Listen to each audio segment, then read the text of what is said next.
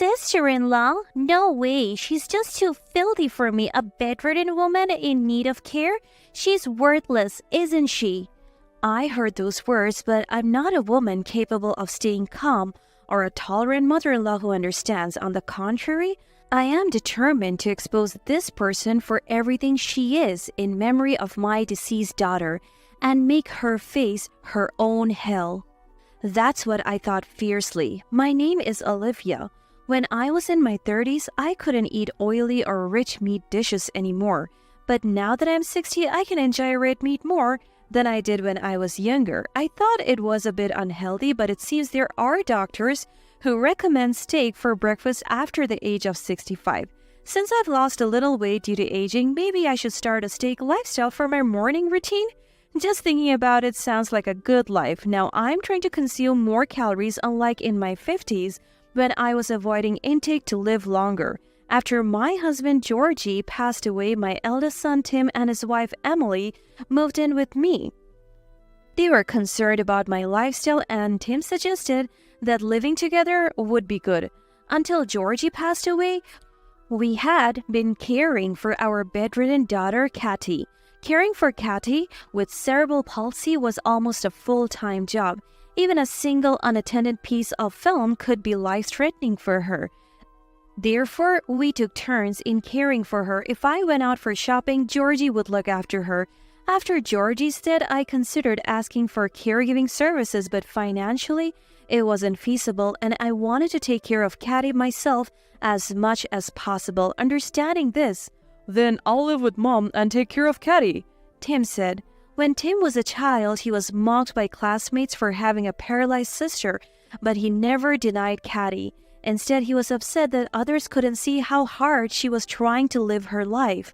Once, Tim got into a big fight for defending her. "Tim threw the first punch, so please apologize to the other child's parents."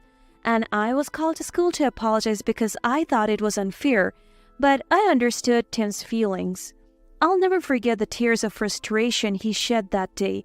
Even as an adult married with a family, Tim's deep love for Katty remained unchanged, which moved me to tears, and I readily agreed to live together. Emily, my eldest son's wife, is a very gentle and friendly person. After moving in, she was always considerate of my weak legs, helping with laundry and cleaning that required going up and down the stairs. In her spare time, she chats with me while watching TV and doesn't mind watching reruns of historical dramas that I like. Tim, on the other hand, says, "Reruns of historical dramas, the old actors are hard to understand and it feels old-fashioned," and refuses to watch with me, so I'm grateful for Emily's company. It felt like the happy times I had with Georgie were back. One peaceful day, surrounded by my kind family, I overheard Emily talking on the phone. "Yeah, that pompous older woman, Roseanne, is so annoying. Complaining about greetings every day, such a loser, all wrinkled up. She should just retire already." I was surprised to hear such harsh words from the usually calm Emily. It seemed she had a side capable of intense anger. I felt like I had seen a different side of Emily, but I also remembered being scolded at work when I was younger for having a quiet voice. If I spoke loudly, I'd be told, "You're too loud," and if I lowered my volume, "I just told you yesterday that your voice is too soft. Are you incompetent?" I would be yelled at. No matter the volume, it was never right. I figured Emily might be dealing with a similar boss, so maybe it's understandable to vent harshly among close friends. As I witnessed similar incidents more frequently, I felt sorry for Emily, who seemed to be struggling. Then one day, after shopping, I bumped into a group of neighbors. "Hello." As soon as I bowed my head, "Just a minute." Everyone rushed over to me, saying, suddenly surrounded by a group of neighbors, yes?" I was perplexed and said, "Your eldest son's wife, what's going on with her?" "My Emily? What about her?" "It's not what you think. She's been leaving trash out without putting it in the bin, and it attracts stray dogs who have been cleaning up the streets because of it. It's unsanitary and a nuisance." "Oh, really?" "I had no idea. I apologize. I'll speak to her about it." They never listen. We have told Emily so many times, but she doesn't change. Make sure you talk to her family, okay? Since moving in, it's heavy. Let me do it. Emily had been taking care of the trash, saying, as far as I could see, there was no issue with the way she sorted the trash, and I couldn't imagine her being careless. Surely she knows how to use a trash bin, or does she? While I pondered this, a neighbor said, also, she didn't attend the community meeting recently, did she? Yes. Why didn't she come? Emily had said, I'm off work that day. I'll go. And had gone in my place. I even saw her off. Have a good time. I said that. Where did she go then? As I was confused, the neighbor's chatter escalated. The other day, she just scoffed at my warning. She never smiles with her eyes, you know. Keeping her in your house is dangerous. She's no good. Hearing all this, I replied with the only words I could master at the moment. Well, Emily was supposed to attend that community meeting? The neighbors looked stunned at my words. What? No one from your house came. You really should take these gatherings seriously. I'm sorry. Confused, another neighbor added, I saw her before the meeting. She was smoking in the park at the crossroads. I was dumbfounded. Pretending to go to the meeting but instead smoking in the park? Are you sure your eldest son's wife is okay? I couldn't answer. For a moment I wondered myself if Emily was really all right. She's unfriendly, doesn't even greet. Are you sure you're okay? Isn't Emily causing you trouble? No, nothing like that. My eldest son's wife is such a treasure. She even got me a birthday present recently. As the neighbors began boasting about how well treated they were by their daughters-in-law, I excused myself saying, Katy is waiting for me, and left back home. Olivia, welcome back from shopping. I'll make you some coffee, so please rest. I'll put the groceries in the fridge. Emily greeted me with a smile, saying this. The contrast between the complaints about her not putting trash in the bin, repeating the same mistakes and not attending community meetings, and the Emily I saw now was stark. However, I began to wonder if the reason she was scolded at work for her greetings might indeed be Emily's fault. Let's have a thorough talk either today or tomorrow. Just when I was thinking of addressing the issue of the garbage complaints at that time, Katy's health suddenly worsened and she passed away. Katy, who not only had cerebral paralysis, but also suffered from heart and respiratory failure, started to weaken considerably after she turned 20. She spent a lot of time in the hospital and we had been warned about her limited time left. So I was prepared, but it was still devastating to see her go so abruptly. Despite all the love and care I poured into looking after her, honestly, there were times I struggled with the fact that I brought Katy into this world. I felt guilty as a mom for not being able to give her a healthy start in life. We couldn't have real conversations. It was just me and Georgie, who were used to caring for her, trying to understand her intentions through her movements.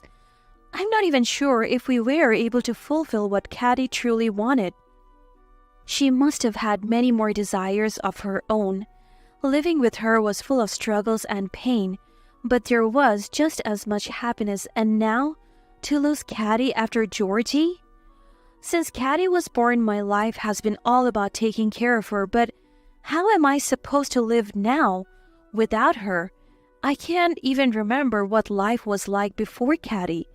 During the funeral, all I could think about was this, and I couldn't stop my tears. Seeing me like this, Mom, are you okay? Why don't you take a break? Now's a good time. Have a drink and relax for a bit. Tim said.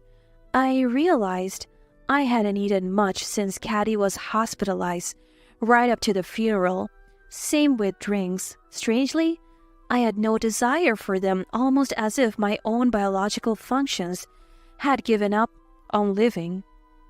Embarrassed by Tim's perceptiveness of my grief, I headed to the rest area. I needed to be strong to send Katy off properly. Then I saw Emily's bag near the smoking area outside the rest area. I remembered I hadn't yet told her about the neighborhood complaints. I thought about talking to her later, maybe just for a change of pace. But just then, yeah, the funeral today, it's ruining my day off. Totally sucks. I don't feel sad, she was my sister-in-law and she was bedridden, right? I never talked to her, so I don't feel anything. If anything, it was a nuisance, honestly. She was bedridden and dirty, and her appearance was just gross, a real eyesore. Because of her, I had to live with Olivia, forced into these country-like traditions, having to attend community gatherings. I should have never agreed to live together, but soon Olivia will be gone too, and all the troubles will disappear. There might not be much, but there's some inheritance, right? Thinking about it, maybe I'm the winner here? Emily's voice, bright and out of place in the funeral home, shocked me with her callous words. I felt like I had seen something I shouldn't have and instinctively hid myself. What? You think I'm great for helping with the care? No way. Just show Olivia and Tim that you're helping and then do whatever you want. Her laughter echoed loudly. I felt anger rise within me. What did she mean by doing whatever she wants when we are not around? Could it be that Caddy's condition worsened and she passed away because Emily neglected her? The thought crossed my mind, but I had no answer. Caddy's official cause of death was heart failure. She had always had a weak heart and she had caught a cold just before she died. The doctor said, "Seems like she lost strength due to the cold and everything contributed to her passing." It seems that she could have died at any time. She was in a state where constant care was necessary, but I couldn't say anything about Emily's level of care. But if she had provided proper care, wouldn't this have been avoided? I couldn't shake out these thoughts, hating Emily intensely. I couldn't forgive her. No, I wouldn't forgive her. I swore to Caddy's body that I would get my revenge.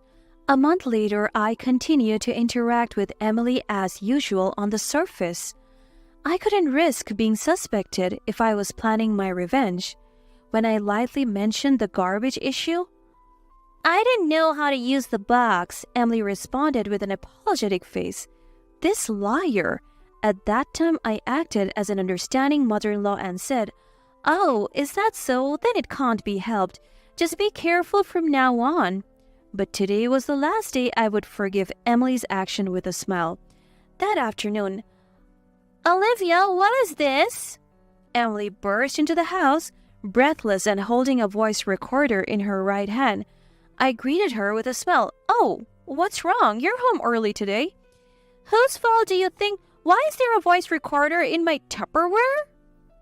"I thought it might make your afternoon at work a bit more interesting, so did you play it?"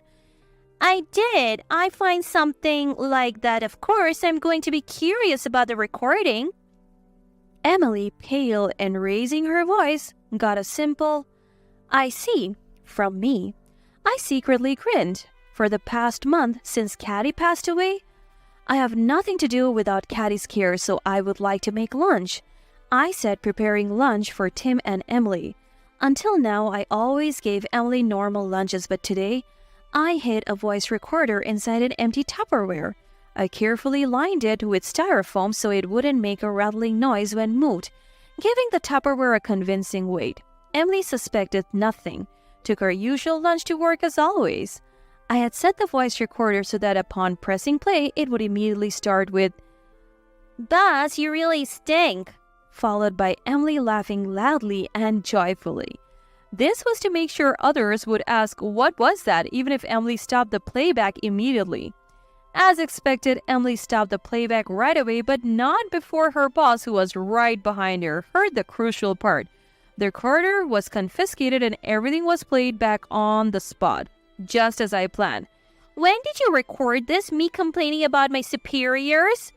"Oh, you seem to call your friends often, so when I kept watch, I could record pretty much anytime. You really are two-faced, aren't you?" Yes, for a month, I had been recording Emily's phone conversations with her friends, making sure to capture their content.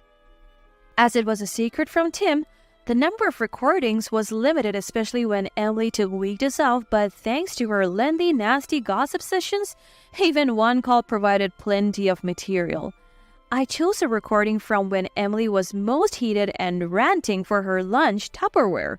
In that call, Emily spent nearly an hour and a half bad-mouthing her boss, her direct superior, and Rosianne. The content was awful. The boss had such strong body odor. I can't concentrate when he's instructing. He just got lucky with the company's business. He has no talent and no value in living anymore because of his age. And my direct superior's wife is ugly. He must have been desperate to marry her. She must have been desperate to get married too. They're both life's losers. And Rosianne is wrinkled, fat, single, and her life is essentially over. Better off not living than having such a life. It was a parade of hateful remarks that made you want to tell her to mind her own business. Although Emily seemed diligent at work, she behaved capriciously with subcontractors, which Rosianne couldn't stand. She admonished Emily with, "Say hello properly and speak politely," among other things. Emily always responded half-heartedly, "I'm tired, and I didn't realize it was there." It seemed like she was trying to dodge it with all sorts of tricks, but Rosianne didn't ask her about those techniques. Emily's company was all men, except for 2 female office workers. Of course, Rosianne was Emily's only female superior and probably the only one who could see through Emily's act of being a good girl because they were both women. Emily knew this and saw Rosianne as an enemy. However, the male employees fully trusted Emily, who seemed to be slightly popular even though she was married. She might have let her guard down around a male friend, which is why such nasty remarks kept coming out. She also endlessly talked about subcontractors and other unbearable things, to the extent that it was impressive how much her friend listened to her. And the voice recording I put in the Tupperware was from this time. Unbelievable. What are you saying I did? Everyone has 2 sides. Because of Olivia, I was told not to come to work for a while. How are you going to make this right? Who would want to work with someone who badmouths the boss and unjustly criticizes an innocent superior's wife? It's your own responsibility. So why does that make it my responsibility? It was just a vent.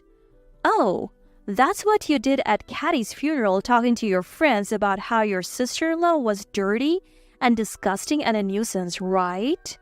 At that moment, Emily's expression stiffened. Did you think I didn't know? I was actually right there at that time. I hid because you were saying such terrible things. That, I didn't mean it. Are you trying to excuse it by saying you didn't mean it that way? Then, does that mean there was a deeper meaning to how you carelessly handled Caddy's care? As I glared at her, Emily froze with a pale face. Since you carelessly handled Caddy's care, it's only fair if I carelessly handle your lunch, right? What you did was far worse, wasn't it? There is no reason I should be blamed or go through this just because I didn't care of Caddy. I had no obligation to do so. Yes, you're right. You had no obligation to take care of Caddy. But you haven't forgotten the condition of living in this house, have you? In exchange for taking care of Caddy, you could live here without paying for food or living expenses. That was the agreement, wasn't it? What about it? I talked to Tim about you last night. He's probably going to bring up divorce tonight. What? He cared a lot about Caddy. So your remarks at the funeral were unforgivable. Although he didn't have the recording from that day, hearing your voice, bad-mouthing people at work, made him fully believe it. That can't be true, right? It's true. Tim is important to me. I warned him about having someone as two-faced as you around. That's ridiculous. Is it so bad to speak ill of a sister-in-law who's no longer in this world? So that's your true nature? Disgusting. You think it's okay to say anything about someone who's no longer in this world? How would you feel if, say, your parents passed away and your mother-in-law or husband said the same things you did? How would you feel if your parents, who were cared for every day, were carelessly looked after by in-laws and passed away, perhaps coincidentally? Emily fell silent, perhaps imagining her parents dying that way, and began to cry. It's not just about saying bad things. It's about not being able to imagine other people's pain. That's why we can't be family. I'm sorry. After that, Emily stayed in her room for a while, but was dragged out for a family meeting upon Tim's arrival, where their divorce was formally decided. An enraged Tim told Emily to pay back an amount equivalent to the food and living expenses she had saved so far and to leave the house the next day. Emily, drained of energy, just kept saying, I understand. The conversation wasn't much, but it led to a compliant divorce. When Emily visited the house later for settlement, she was unemployed. The voice recorder incident had caused a stir in the office. At first, everyone was skeptical of Emily's true nature. The boss, who had planned to observe her after a suspension, that girl slacked off at work and was rude to subcontractors, turned cold towards Emily after Roseanne said this. The other employees felt the same, and after her suspension, no one believed in Emily anymore. She left her job due to the uncomfortable environment. When I saw Emily after a long time, she had become quite emaciated. The last thing she said to me was, I have had the chance to reflect on myself. Thank you. That's what she said. I don't wish her happiness, but I do hope Emily can grow more as a person from now on. That's a wish from someone who was once her mother-in-law and a senior in life. Since then, Tim hasn't remarried, but he seems to enjoy his work and moved out after getting a job transfer. He has been promoted rapidly and bought a pedigree Bengal cat with his savings. He named it Caddy, the same as his sister. He stumbled upon a cat with the same birthday as Caddy's at the pet shop and felt it was fate. Bengals are quite robust among cats. Live strongly this time, Caddy. And Tim dotes on the cat, saying, it seems he sometimes gets bitten, but he finds that endearing too. There is even love in the scars. Cats over woman, he said once, which naturally made me worry about him in various ways. Well, he seems happy even after the divorce, so that's a relief. As for me, becoming single led me to join a local tennis circle, building new relationships and enjoying my days. There's someone skilled in baking, and on days without tennis, we often gather at their house to learn baking. The tea party afterwards is one of my joys. It makes me realize that life is something you can always start new things and enjoy no matter the age. There are quite a few things I can do like when I was younger, but that's how it is. It's not bad to enjoy what I can to the fullest. I plan to enjoy life to the fullest until I join Caddy and Georgie. Life is all about the spirit of challenge, right? It doesn't have to be a life everyone envies. But I want to continue enjoying my second life, finding my own kind of fun.